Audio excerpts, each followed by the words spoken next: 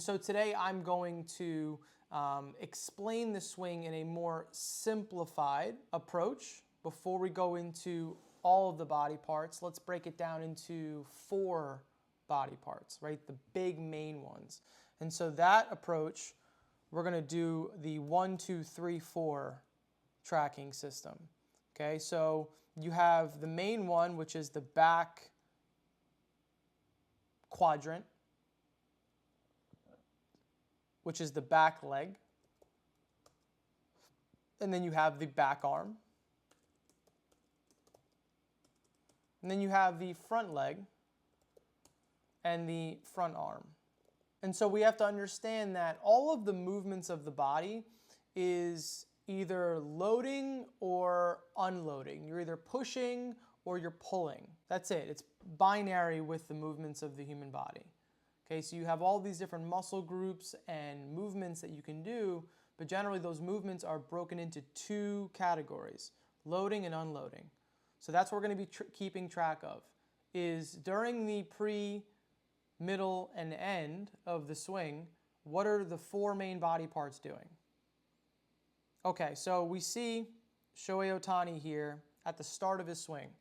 Okay, so this is part 1. This is the middle, the beginning, 2 is the end, or middle, and then 3 is the end. So pre, during, and end. Just go 0 here, okay? 0 is where all of them are unloaded, right? You haven't fully loaded any of these body parts. They're just, obviously gravity is the only load you have to deal with, but you haven't really pushed weight in any direction, right? I haven't rotated or anything yet. So you see that the normal stance is either you're starting somewhere, or in Shohei's case, he's pretty much balanced at his upper body and lower body.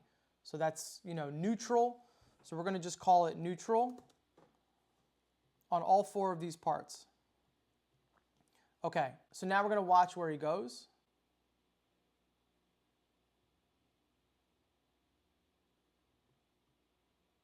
Okay, so this is the first place that he goes, is his back leg. We can clearly see that his lead leg pushed weight off of it and put weight onto his back leg. If we scroll back a couple frames, we can see that most of the movement is occurring at the lower body. There's not much movement at the upper body. There is some rib cage movement, and we're not talking about the ribs. We're not talking about any other body parts. Again, I highly suggest you go into the course to learn more about the individual body parts. But right now, you're going to see that the back leg is what we load in the first sequence. In 1, we're going to understand that there's a back leg load, and everything else is still neutral, except for the front leg, which we're going to call it unload. So the back arm and lead arm have not accepted load or pushed load away. We're pretty much just kind of staying neutral here, right? We've just kind of shifted body weight over to the right or to the back leg. And the next thing that you're going to see is as we're continuing down that loading pattern of the back leg, right? We're going back, we're also going forward, right? All these mechanisms to get back to the back leg. The next thing that's loaded is going to be the back shoulder. So we see his upper body right there. He has not fully loaded his lead leg yet. There's this back leg load, and we've just kind of made it greater. We're increasing it. Now we can see that there's a back shoulder load. So we're going to continue the back leg load down to the next phase.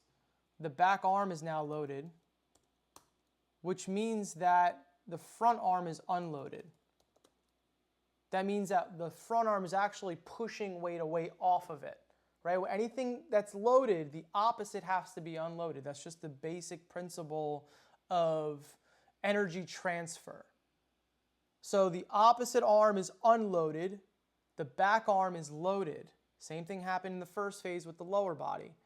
As the back leg gets loaded, we can actually use the lead leg to push weight off of it, right? That's a movement that you can do to greater enhance your ability to load your back hip, back leg. So now we have in this next phase, the back arm loaded, right? The arm is the shoulder blade, the elbow, the hand, even the ribs. There's a lot of things that are in the arm, but for this strategy, we're just breaking the arm into a full quadrant. So that side has gone into a loading pattern. The opposite arm is going into an unloading pattern. The back hip was loaded in the first phase. The lead hip is unloaded. So you have load, load, unload, and unload. Let's watch what happens next.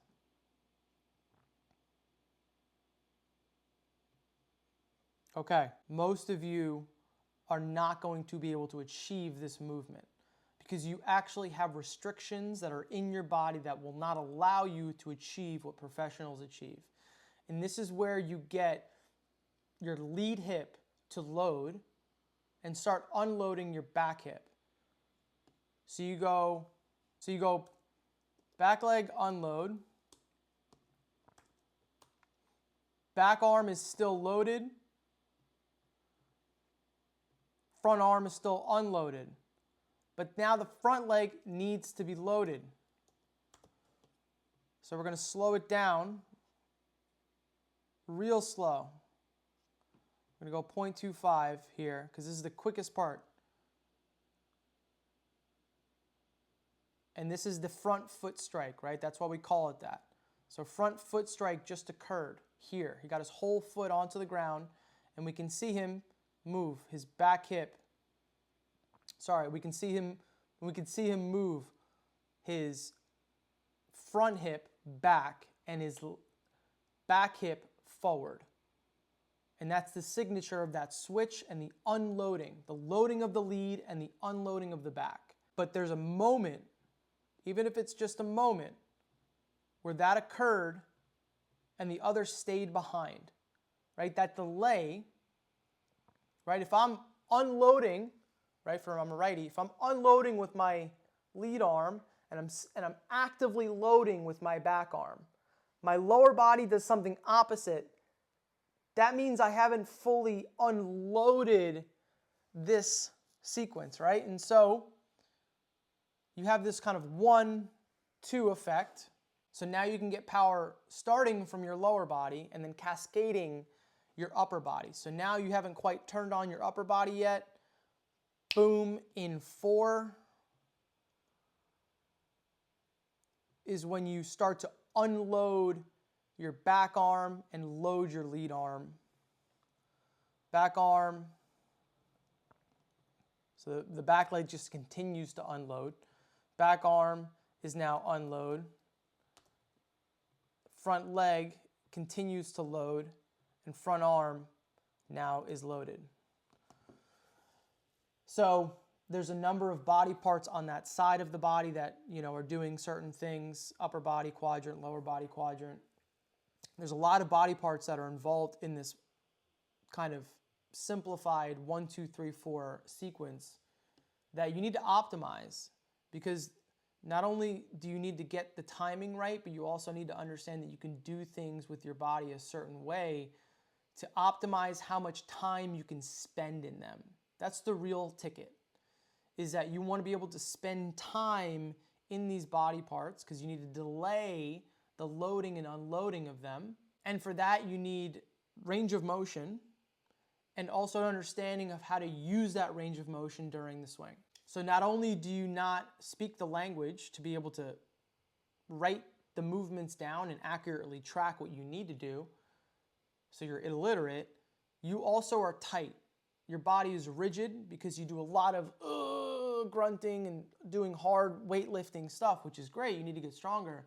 But your body cannot rotate. You're pretty limited in your ability to rotate and actually get deep into these postures so that you can use them during the swing.